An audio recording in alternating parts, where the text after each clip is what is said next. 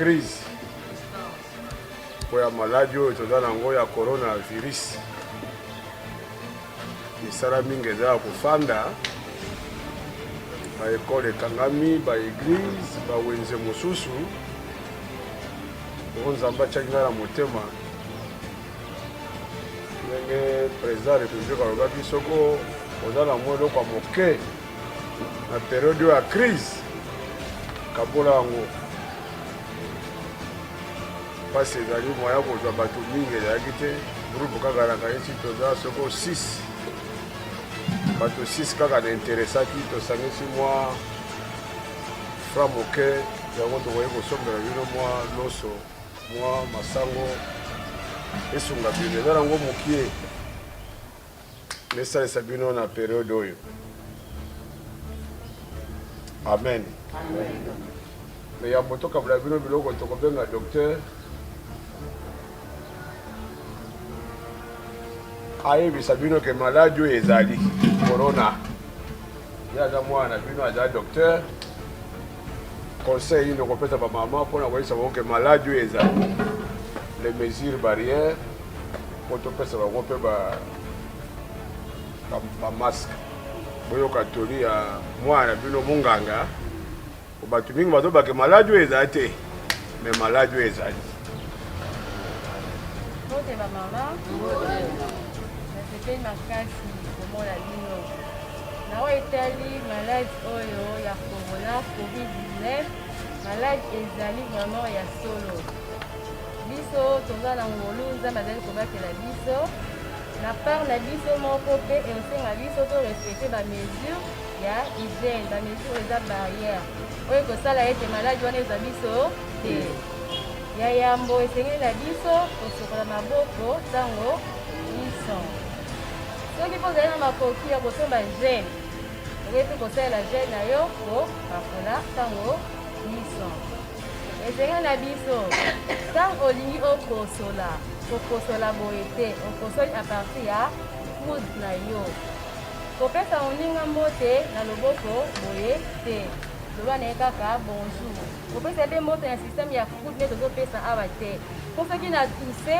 bagoutlete etikali awa ekoki mpe kosala nini so na ningisi na moninga esala nini ekozwa ye donc esengeli na biso kosokola maboko ntango miso kosalela gel kopesa mbote na loboko te vanda na ndaku soki esika ya kokende ezali te soki urgence eza nango te kobima na yo te mpe ya suka na kobakisa kozangisa te kolata kashine oyo bomoi lolenge tovandi esika tovandi esengeli na biso to respecte ba mesure ya distanciation to respecte ba distance ya combien de mètres eza mpe mabe te kokende même au-delà ya 1 mètre okoki oba na distance ya 3 mètres ya te kaka na lia koleba nzambe abatela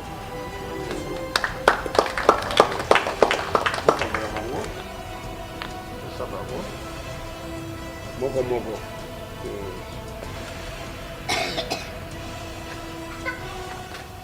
osokoli yango korepase yango ndo bandolata so ntango tozoloba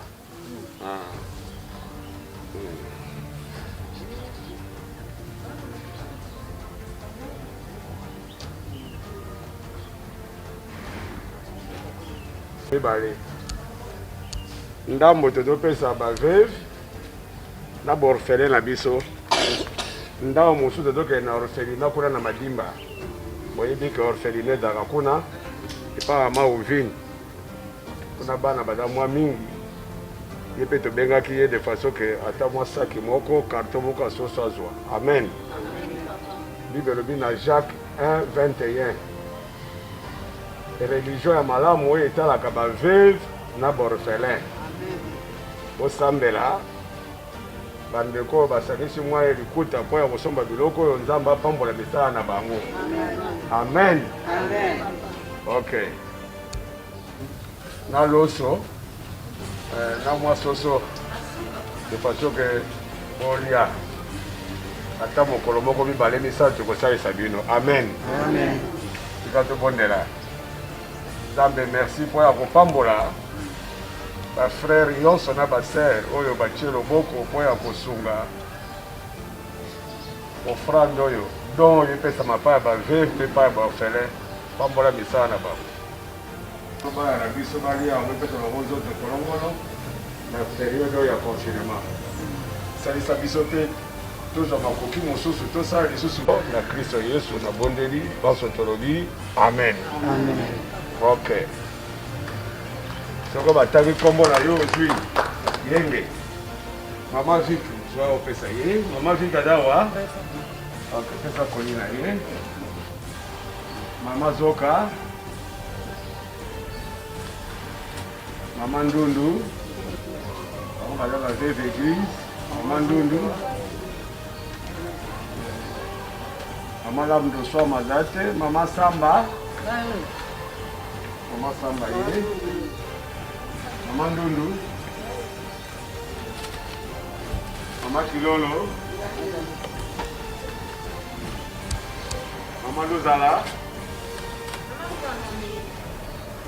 omemela ye ok mama beya mavula adeline ntoya aza te adeline ntoya mama kanga mama leontine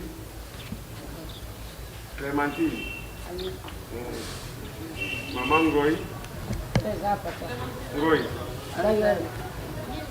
mama kisita mwana Kristo njima mama Kiamenga Kasangulu mama Jankulu mama Jankulu mafama za kwadi Ngeza mama Esther mama Mafuta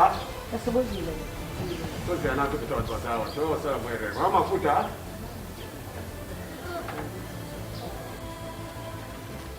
mama Lema ada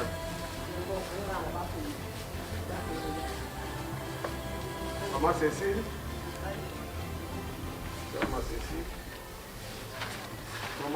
mama Valentine Kwenda bakena wapenga na maso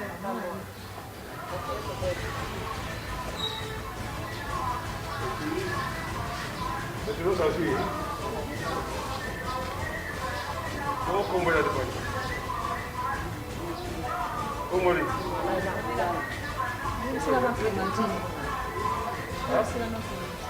ok essa é uma molicho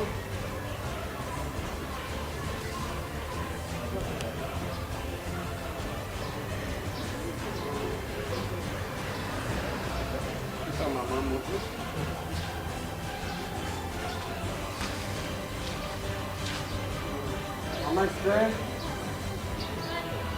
essa é master, eu vou andar com o palmo.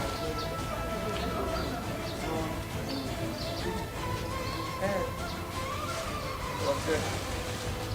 Ona orfelina, mama ouvi.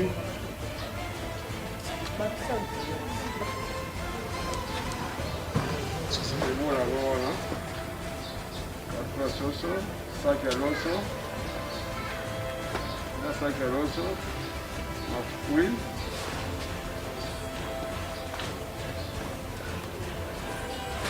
ok. Vou começar a bater,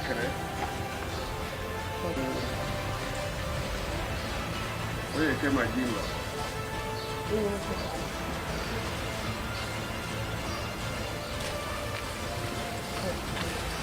Ok.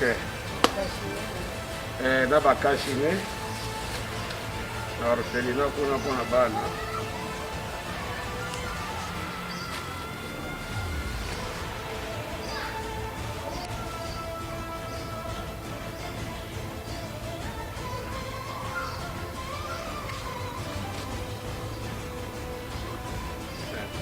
ok ça va sino merci mingi kala bakambi bakotikala batala bango bazala te ndenge bakotika bango biloko bakomesela bango na bandako sino nzambe asunga bino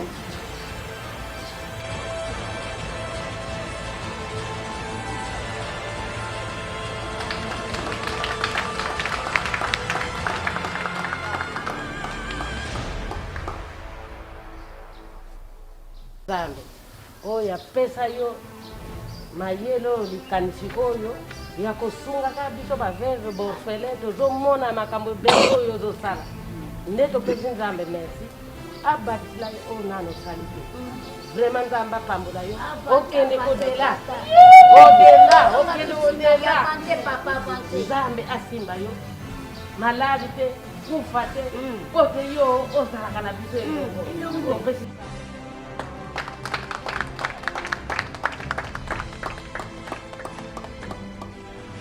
koloba basali na Nzambe baza na bango ebele oyo baleki na mbongo na banyonso me oyo papa asalaka mpona biso talisa ngai nalamukaki na ntongo efali nazonga madimba lelo nazotuna na kozela mbuma loso ya bana wapi ntango papa abeyi ngai nazalaki na pongi na sutuki babeya kozwa biloko ya bana orphelina vraiment na oyo eyaki liboso na jeunesse na oyo Nzambe apambola ndenge mama alobi papa azala rassasié de journée babrame na bamoïse bazalaki atambola na nzete mpona bolamu nyonso ndenge tozoba vraie religion ezokokonsiste na makambo oyo vraie religion nde yango oyo tika Nzambe na moyo apambola bino apambola mpe ekipe nyonso apambola mama apambola mpe biso na kombo na Yesu.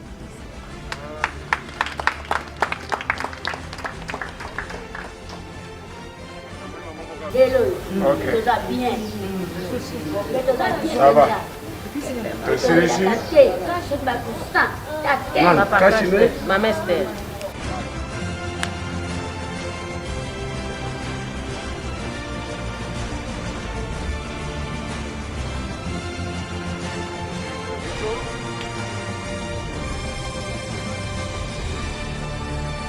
Pourquoi ça, Brigitte, dans compte bon?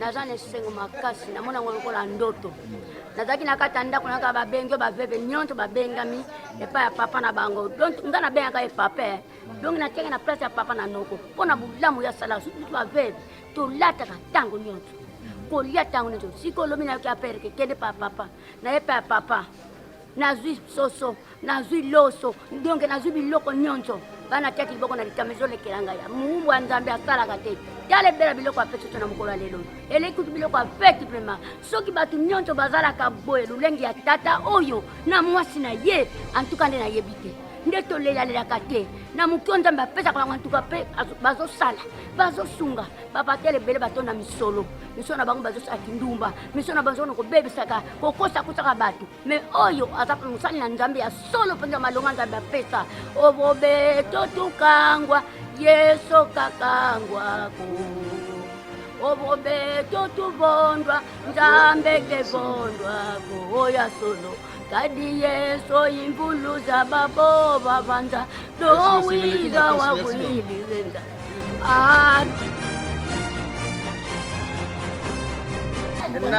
naza na esengo makasi mingi koleka nakomi mokolo na fraternité nakoma vefe na fraternité ezobokola ngai fraternité ezolesa ngai fraternité ezobatela ngai priere na ngai kaka Nzambe alola oyo amonaka nyonso na mosika akontinue kobatela papa oyo amema ye mosika Nzambe aprotéger butu na moi akomata na mutuka Nzambe aza na elongo akati ya presse Nzambe aza na elongo akota na douche Nzambe aza na elongo akomata avion Nzambe aza na elongo loboko ya Nzambe ezali kone butu na moi na mama bango nyonso na ekipe nyonso basangisi mpo balesa biso boye lelo tokani te tokozwa soso tozwi soso na loso na semoule na mafuta vraiment Nzambe apambola bango nyonso gloire ya Nzambe ekatela bango na kombo na Yesu.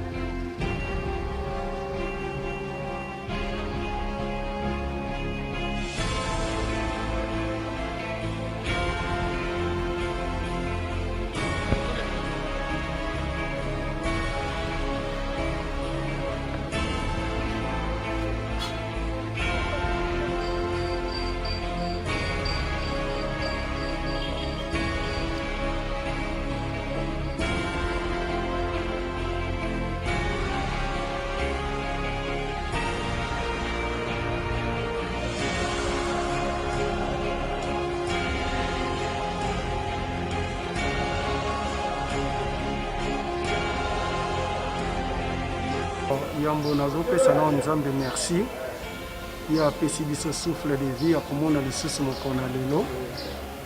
C'est vrai que toza na moment moko eza ya difficile oyo ya pandémie oyo eza na etouché monde entier. Omonaki notre leader, notre apôtre azwi initiative pour soutenir baveuve baorphelin ya Lingomba mpe ya bakote mosusu.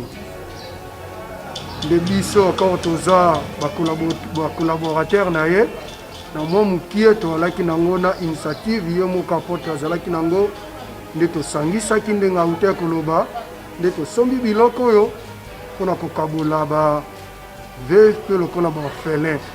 Omona na moment oyo nde ya crise mpasi wapi biloko eza mwa mpasi me na mokie oyo apôtre asangisi mpona kokabola bato esali vraiment malamu makasi, esali vraiment malamu. Yango wana nzambe akontinue toujours na kobatela ye, aza vraiment un bon leader, un bon leader. Omona moment oyo mwa eloko wana opesi nde eza malamu ke par rapport soki situation elaki nango normal boye nzambe apambola vraiment notre apôtre minga koloba vraiment eza te.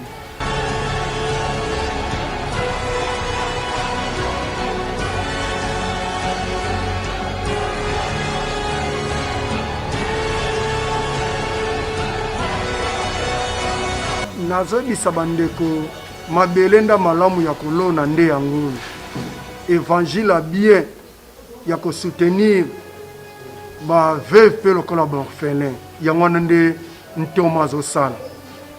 Donc bandeko mosusu baza nango ya mingi koleka bazonga nsima te bamikotisa kitunga na bango ekokauka te misala na bango ekokauka te ekokonde toujours liboso. Yango wana nde nakoka ya koloba. Merci. Na idée oyo yango tosalaka de temps à autre tolatisaka baveuve chaque fin de l'année topesa bango biloko ya kolia tozelaka mpe fin de l'année te neti sikoyo toza na période ya confinement il fallait topartage na bango mwa moke oyo tozwi ka bango te baorphelin na biso na baorphelin oyo baza na orphelinat na Madimba na Congo central. Bible elobi yango na Jacques chapitre 1er verset 21 religieux eza pire oyo eza koporter assistance na baorphelin na baveuve. Donc nous appliquons seulement que la parole de Dieu en ce moment difficile que traverse le monde avec la pandémie du coronavirus. Donc c'est ça.